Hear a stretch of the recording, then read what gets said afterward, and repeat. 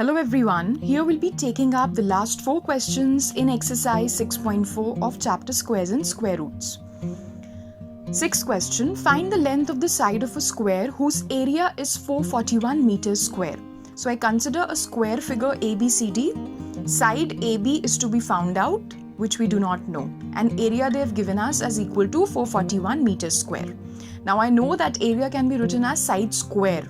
Or in other words, if I take the square root of this equation, I get side equal to under root 441 meters. So I have to find the square root of this number here, for which I'll apply the long division method, and I see that when I begin placing bars from the right and moving on to the left side, taking two digits together, I have this. Further, 2 into 2 will give me 4. Next, I bring the digits of the second bar down and I have 41. I add 2 and 2 and I have 4. 41 into 1 will give me 41, so I've done this. Now I see that 21 is the square root of this number here, or in other words, the side of the square, or AB or BC or CD or DA, they are all equal to 21 meters, I can say. Now coming on to the 7th question, in a right triangle ABC, angle B is 90 degrees. So they are saying that it is a right angle triangle which is right angled at B. And in the first part they have given us side AB and side BC, but they haven't given us side AC, which we have to find. So let us see what we'll do. This is the figure. Now I know that AC is the hypotenuse here. So if I apply the Pythagoras theorem to this right angle triangle, I have this as my equation, AB square plus BC square is equal to AC square. I put the values of AB and BC in this equation and I get this. I further add 36 and 64, I have 100. So this is my equation. Now I take square root on both the sides to find the value of AC. So I have under root 100 is equal to AC. Now I see that under root 100 can be written as 2 into 2 into 5 into 5 under the root sign. And we see that we get one pair of 2 and one pair of 5, which can be written out of this root sign. So the value of AC is 10 centimeters, I can say. Now the next part of this question, here AC and side BC are given to us, while AB is something which we have to find. So we've drawn the figure like this. Next, again I'm applying the Pythagoras theorem here. And I have this as my equation. I'm putting the values that are given to me, and this is the equation that we have.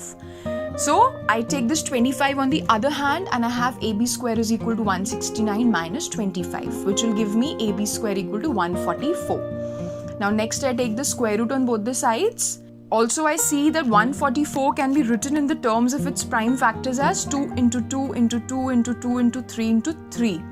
And here I have 2 pairs of 2's and 1 pair of 3, which will come outside of the root sign. That will give me 12. So AB is equal to 12 centimeters, we can say. Now coming on to the 8th question. A gardener has 1000 plants. He wants to plant these in such a way that the number of rows and the number of columns remain the same. Find the minimum number of plants he needs more for this purpose.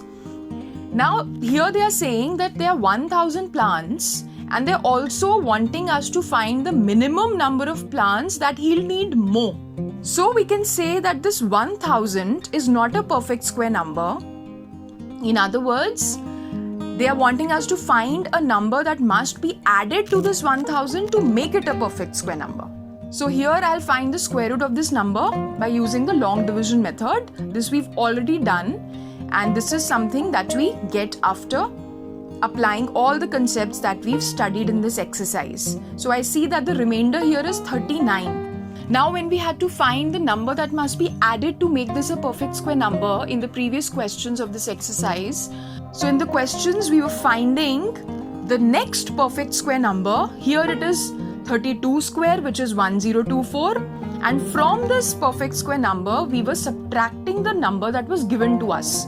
And here it is 1000. So whatever we get as a result now after subtraction, that will give us the number that must be added to this 1000 to make it a perfect square.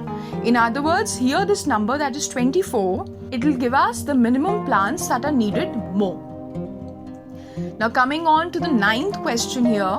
there are 500 children in a school, for a PT drill they have to stand in such a manner that the number of rows is equal to the number of columns. How many children would be left out in this arrangement? Now from these lines here, that they have to stand in such a manner that the number of rows is equal to number of columns.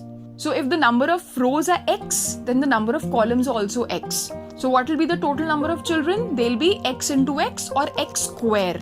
In other words, the total number of children, the number that we have, is actually a perfect square number.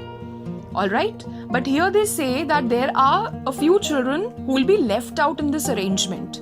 So it is very clear that 500 is not a perfect square number, while we also know that there is a number less than 500 that will accommodate all the children in such arrangement. Alright, so let's see what we'll do. We'll find the square root of the number first using the long division method. We see that 16 is a remainder that we have here. Now next I know that 22 square will be less than 500 by how much? 16. So there'll be 16 students who will be left unaccommodated. They won't be there present in the arrangement. So they'll be left out. So what my answer is 16 children will be left out, I'll say. So I hope these questions are clear to you. Thank you very much and all the very best.